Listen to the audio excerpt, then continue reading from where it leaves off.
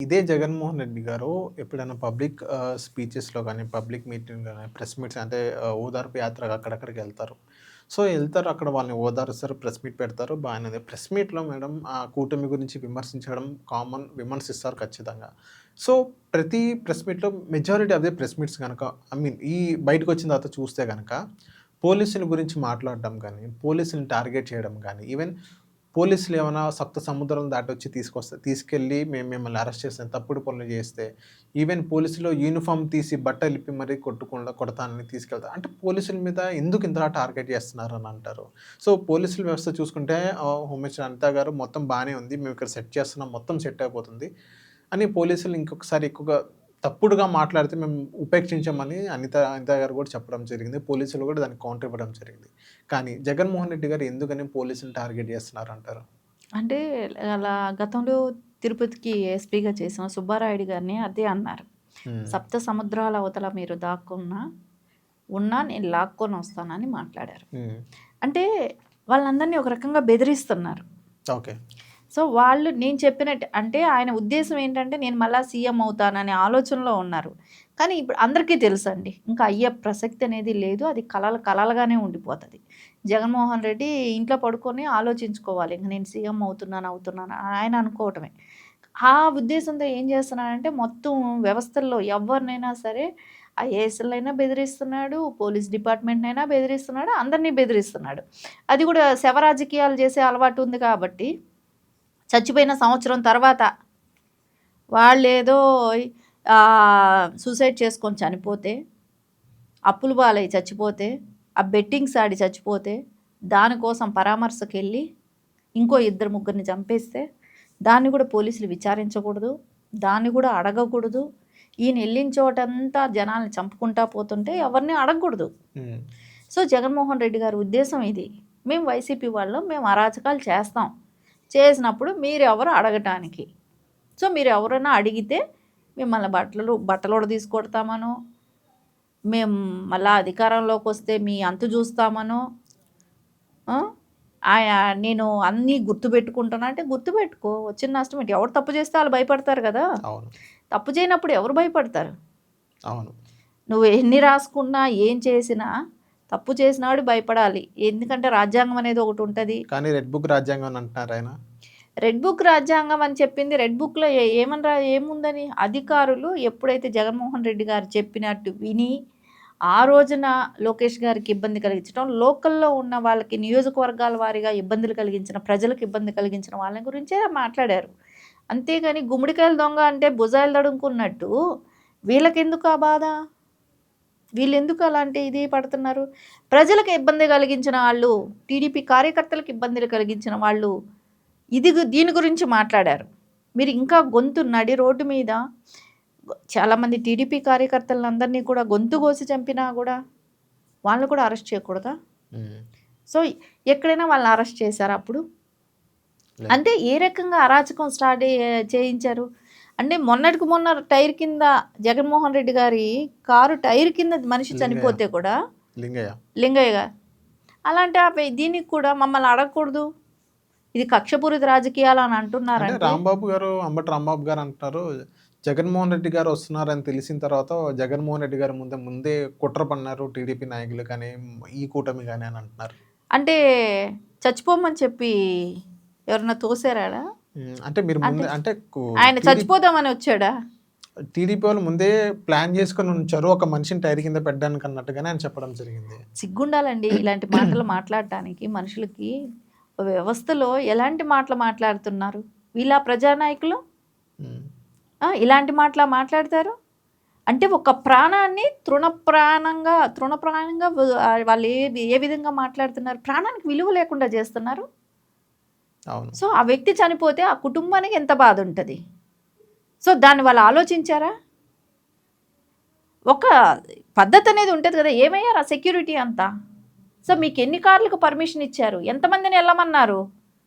ఒక బహిరంగ సభకి వెళ్ళారా, లేకుంటే వీళ్ళు చనిపోయిన వ్యక్తిని పరామర్శించడానికి వెళ్ళారా? ఇప్పుడు ఖచ్చితంగా చూసుకుంటే చంద్రబాబు నాయుడు గారి కన్నా ఎక్కువ జనమేమి రారండి జగన్మోహన్ రెడ్డి గారికి. అట్లా ఉంటేనే చంద్రబాబు నాయుడు గారు అందరినీ కలుస్తారు, పద్ధతిగా ఉంటుంది. ఇదేంటిది, ఇది అరాచకం. కారు మీద ఎక్కేసి డ్యాన్సులు వేసేసి అసలు అది ఏమైనా పద్ధతి ఉందా? సో అలా కలవాలనుకున్న వ్యక్తి ఒక చోట ఆగు, అందరినీ కలువు, తర్వాత వెళ్ళు. ఇప్పుడు ఒక్కొక్క ఊర్లో దాటుకుండా వెళ్తే అక్కడ కలిసేసి మళ్ళీ వెళ్ళిపో. అది కాకుండా జనాన్నంతా రెచ్చగొట్టి ఆ రకంగా చేయటం కరెక్ట్ కాదు కదా. ఇప్పుడు దాన్ని విచారించకూడదు. అవును, విచారిస్తే అదో ప్రాబ్లం. అంటే కక్షపూరిత రాజకీయాలు. ఈ అంబాటి లాంటి వాళ్ళు వచ్చేసేసి నీతులు చెప్పడానికి శ్యామలను, ఈ అంబాటి ఇట్లాంటి వాళ్ళు, రోజా ఇలాంటి వాళ్ళందరూ తయారైపోతారు. యాంకర్ శ్యామలా గారు కూడా విమర్శిస్తున్నారు ఈ మధ్య. ఆవిడకి ఇంకేముందండి, పేమెంటు ఒక ప్రెస్ మీట్కి ఇంత డబ్బులని ఇస్తారు. సో ఎక్కడో ఒక చోట ఈ నెల వచ్చింది, నెల వచ్చినప్పుడు ఎక్కడో ఒక చోట 2 ప్రెస్ మీట్లు పెట్టాలి, ఏదో ఒకటి మాట్లాడాలి. మొన్న బాలకృష్ణ గారి మీద కూడా మాట్లాడారు శ్యామలా గారు. అసలు బాలకృష్ణ గారి గురించి మాట్లాడే అర్హత ఉన్న వ్యక్తేనా శ్యామల? సో ఆయన ఏంటండి, బాలకృష్ణ గారు 3 పర్యాయాలుగా ఎమ్మెల్యేగా చేస్తున్న వ్యక్తి. ఒక బసవతారకం క్యాన్సర్ హాస్పిటల్ లాంటి దాన్ని అంటే ఎంతమందికి సర్వీస్ చేస్తున్నారు ఆ క్యాన్సర్ హాస్పిటల్ కానివ్వండి. ఆయన సినిమా ఫీల్డ్లో కానీ ఇంత బిజీ షెడ్యూల్లో కూడా ఆయన ఇంత పని చేసుకుంటా ఉన్న వ్యక్తిని గురించి మాట్లాడుతుంది అని అంటే అదే అంటారండి, ఆవిడకి ఇంకా ఎక్కడ ఏ రకంగానూ సొంతంగా పని చేసుకొని బతికే ఇదే అంటే ఏదైనా ఒక ప్రొఫెషన్ అంటూ లేదు తనకు, ఏ ప్రొఫెషన్ లేదు కదా. సో ఎలాగో ఇప్పుడు ఏంటి, ఓన్లీ ఇవే చేసుకోవాలి. తను ఏం చేసుకోవాలి, ఓన్లీ ప్రెస్ మీట్లు పెట్టాలి, అడ్డదిడ్డమైన మాటలు మాట్లాడాలి. ఉంటే ఎంత లేకపోతే ఎంత అన్నట్టు మాట్లాడారు. బాలకృష్ణ గారు ఎమ్మెల్యేగా ఉంటే ఎంత లేకపోతే అది ఎక్కడి నుంచి మాట్లాడే, హిందూపూర్ వెళ్ళి మాట్లాడితే చెప్తారు. ప్రతి ఒక్కళ్ళు కూడా సినిమాలో బాలకృష్ణ గారు ఉగ్రరూపం ఎలా ఉంటుందో అలాగే సమాధానం చెప్పేవాళ్ళు హిందూపురం వెళ్ళుంటే. ఎక్కడో కూర్చొని హైదరాబాద్లో కూర్చొని ప్రెస్ మీట్లు పెట్టడం కాదు కదా. అవును, నువ్వు నియోజకవర్గంకి వెళ్ళి మాట్లాడు, ప్రజలు సమాధానం చెప్తారు నీకు, అంతే కదా. నువ్వు ఇక్కడ కూర్చొని హైదరాబాద్లో కూర్చొని ఏదైనా మాట్లాడచ్చు, ఏమైనా చేయొచ్చు, నోటికి అద్దు అదుపు లేదు కదా, నోరుంది కదా అని మాట్లాడటం అంతే. యథా రాజా తదా ప్రజ అన్నట్టు జగన్మోహన్ రెడ్డి గారిని చూసి వీళ్ళందరూ ఇట్లాగే రెచ్చిపోతున్నారు. అసలు ఒక సబ్జెక్ట్ లేదు, ఒక అవగాహన లేదు. 3 పర్యాయాలు ఎమ్మెల్యేగా ఉన్నారు అని అంటే ఆలోచించే బుర్ర కూడా లేనిది ఆవిడ, అంతే కదా. ఇప్పుడు ఒక్కసారి ఎమ్మెల్యేగా ఇప్పుడు జగన్మోహన్ రెడ్డి గారిని ఎందుకు ఓడిచ్చారు, సీఎంగా అన్ఫిట్ అని ఒక 5 ఏళ్ళకి పక్కన పెట్టారు. అవును, బాలకృష్ణ గారు 3 సార్లు ఎమ్మెల్యే, ఇప్పుడు 3rd టైం ఎమ్మెల్యేగా ఉన్నారు అని అంటే ఆయనలో ఆ సామర్థ్యం ఉంది, ఆయన అక్కడ పని చేస్తున్నాడు, అక్కడ పబ్లిక్ అంతా కూడా ఆయన దగ్గరగా ఉన్నారు కాబట్టి ఆయనకి అవకాశం ఇస్తున్నారు. అది కూడా ఆలోచించలేకపోతుందా? అంటే ప్రజలు వేసిన ఓటును కూడా ఈవిడ తప్పు అని చెప్తుందా ఆ ధైర్యంగా? అందుకే అంటున్నా, వెళ్ళి హిందూపూర్లో మాట్లాడమనాలి. అంటే హిందూపూర్లో నెలకి ఎన్ని రోజులు ఉంటున్నారు, అసలు ఎన్నిసార్లు వస్తున్నారు అని క్వశ్చన్ చేయడం జరుగుతుంది.